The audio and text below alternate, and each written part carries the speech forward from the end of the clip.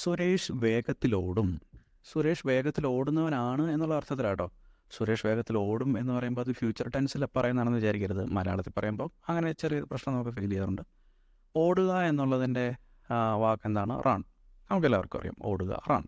അപ്പോൾ സെൻറ്റൻസ് എങ്ങനെയായിരിക്കും? വേഗത്തിൽ എന്നുള്ളതിനും ഫാസ്റ്റ്ലി. അപ്പോൾ Suresh വേഗത്തിലോടും, Suresh run fastly. ശരിയായോ?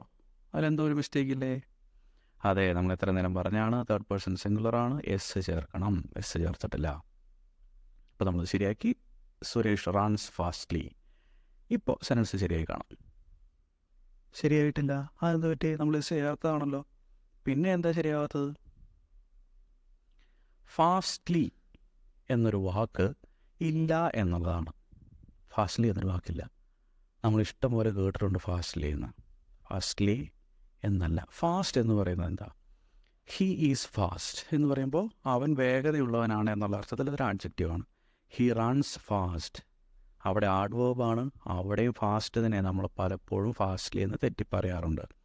ഇതേതാണ് tense? Simple present tense ആണ്. അതുകൊണ്ട് ഹീയുടെ കൂടെ, റണ്ണിൻ്റെ കൂടെ ഹീ ആയതുകൊണ്ട് എസും കൂടി ചേർക്കണം. ഹീ പ്രോനൗണാണ്, റൺ വേർബാണ്, ഫാസ്റ്റ് ഫാസ്റ്റ്ലി അല്ല. ഫാസ്റ്റ് എന്നുള്ളത് ഇവിടെ ആഡ്വേർബുമാണ്.